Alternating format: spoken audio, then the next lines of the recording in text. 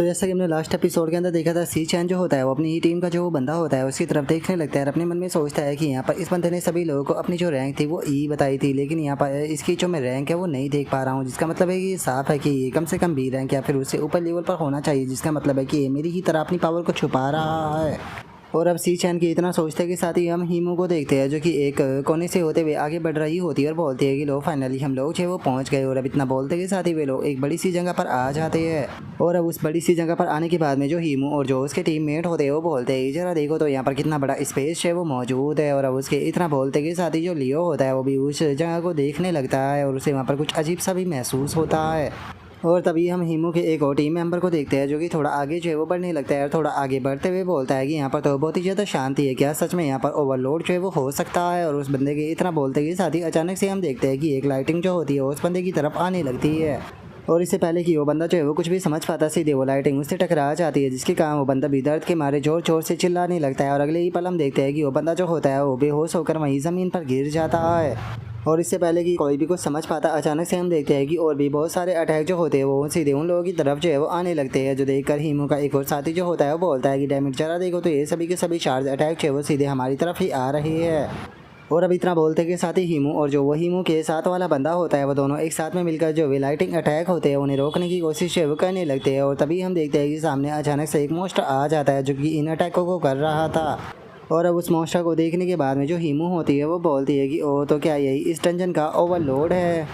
और अब हीमू के इतना बोलते के साथ ही हमें इस बीस्ट के बारे में बताया जाता है कि ये 1010 फॉक्स है जो कि इस डंजन का ओवरलोड भी है और जो इसकी रैंक है वो सी है। और अब उसके पैनल को देखते के साथ ही जो हीमू होती है वो भी थोड़ी सी हैरान रह जाती है और हैरान होते हुए बोलती है कि एक मिनट, क्या ये फॉक्स है।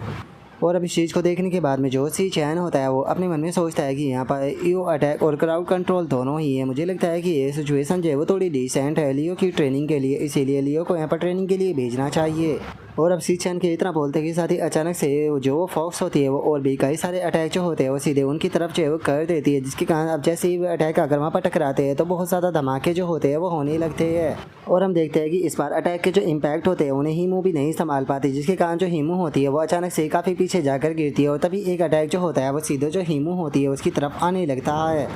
और अब उस अटैक को आता हुआ देखते के साथ ही जो लियो होता है वो भी अचानक से आगे जो है वो आ जाता है। और अब अपनी पावर का इस्तेमाल करते हुए जो लियो होता है वो सही टाइम पर जो हीमू होती है उसे उस अटैक से बचा लेता है।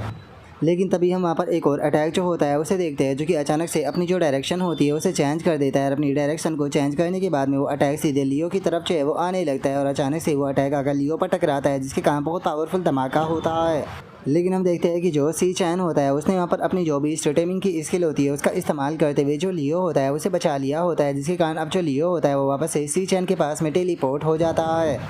और अब जो सी चैन होता है वो लियो जो होता है उससे बोलता है कि जिस टाइम पर तुम अपनी स्किल का इस्तेमाल कर रहे हो तो उस टाइम पर तुम्हें आसपास में भी जो है वो देखना चाहिए, तुम्हें हमेशा ही यहाँ पर सारी चीज़ों को एक साथ में कंट्रोल करने की कोई ज़रूरत नहीं है। और अब सी चैन की इतना बोलते के साथ ही हमारा व्यू जो होता है वो वापस से फॉक्स के ऊपर आ जाता है, जिससे कि अब काफ़ी ज़्यादा गुस्सा जो होता है वो आ चुका होता है। और अब गुस्से में वो फॉक्स जो होती है वो बहुत सारे जो अटैक होते हैं उन्हें एक साथ में बनाना शुरू कर देती है। और अब इस चीज़ को देखते के साथ ही हीमू के साथ वाला जो लड़का होता है वो इन अटैकों को देखने के बाद में बहुत ही ज़्यादा घबराने लगता है और वो रोते भी बोलता है कि नहीं, ये बिल्कुल भी सही नहीं है, ये अटैक जो है वो बहुत ज़्यादा है, हम सभी इन अटैकों को डॉज जो है वो नहीं कर पाएंगे, ऐसा लगता है कि हम लोग जो है वो आज यहाँ पर मरने वाले हैं।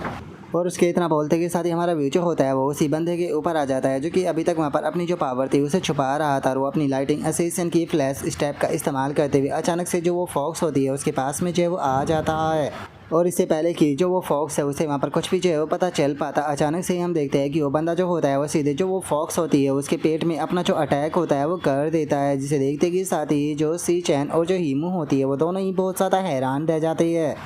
और वहीं दूसरी तरफ हम देखते हैं कि जो वो लाइटिंग असेसियन था उसका जो अटैक होता है वो इतना ज़्यादा पावरफुल होता है कि उसके कारण उस फॉक्स की भी हालत बहुत ज़्यादा ख़राब हो जाती है और वो वहीं ज़मीन पर गिर जाती है। लेकिन हम देखते हैं कि जो सी चैन होता है वो अभी भी उस बंदे को लेकर बहुत ज़्यादा सीरियस होता है और अपने मन में सोचता है कि इस पर्सन ने यहाँ पर बिल्कुल सही टाइमिंग का इस्तेमाल जो है वो किया, जिस टाइम पर जो लोड थी वो अपनी स्किल का इस्तेमाल जो है वो कर रही थी। उस टाइम पर उसका फोकस जो था वो पूरी तरीके से अपनी जो स्किल थी उसे चार्ज करने के ऊपर था, जिसके कारण जो उसका डिफेंस था वो पूरी तरीके से लूज जो है वो हो चुका था। और उसका फ़ायदा उठाकर इसने एंड टाइम पर जाकर उसके ऊपर अटैक किया, जिसे देखकर ये कहना बिल्कुल भी गलत नहीं होगा कि ये पर्सन एक न्यू कॉमर जो है वो बिल्कुल भी नहीं हो सकता, ये बहुत ही ज़्यादा एक्सपीरियंस वाला पर्सन ही ऐसा कर सकता है। और अब सी चैन के इतना सोचते के साथ ही हम उस बंदे को देखते हैं जो कि सी चैन की वहाँ पर बेइज्जती कर रहा था। और अब वो बंदा जो होता है वो भागते हुए अपने उस दूसरे टीम मेंबर की तरफ जाने लगता है और ऐसे हुए बोलता है कि नोलान आखिर तुम उस फॉक्स के पीछे जो है वो कब पहुँच गए। सच में तुम्हारी स्पीड और जो तुम्हारा अटैक था वो दोनों ही बहुत ही ज़्यादा अमेजिंग थे। तुमने तो एक ही अटैक में इसे सीधे ज़मीन पर जो है वो गिरा दिया। लेकिन एक मिनट रुको, अगर मुझे सही से याद है तो तुमने तो अपनी जो रैंक है वो ई रैंक बताई थी ना, तो आखिर ई रैंक पर होने के बाद में भी तुम एक ही अटैक में जो सी रैंक का ओवरलोड है उसे इस तरीके से ज़मीन पर जो है वो कैसे गिरा सकते हो? क्या इसका मतलब ये है कि तुमने अपनी रैंक के बारे में कुछ गलत बताया था या फिर इसका कारण कोई और है? और अब उस बंदे के इतना बोलते के साथ ही हम जो वो फॉक्स होती है उसे देख पाते हैं और हमें पता चलता है कि वो फॉक्स जो होती है वो अभी भी नहीं मरी होती, जो देखने के बाद में वो बंदा अपने वेपन को निकाल लेता है। और अपने वेपन को निकालने के बाद में वो बंदा जो होता है वो अपने अटैक को चार्ज करते हुए गुस्से में चिल्लाते हुए जो वो फॉक्स होती है उसे बोलता है कि ओ तो जो तुम्हारी सांस है वो अभी भी चल रही है तो फिर ठीक है, मैं अपने हाथों से तुम्हारी सांसों को बंद करूँगा क्योंकि तुमने मुझे बहुत ज़्यादा परेशान किया है।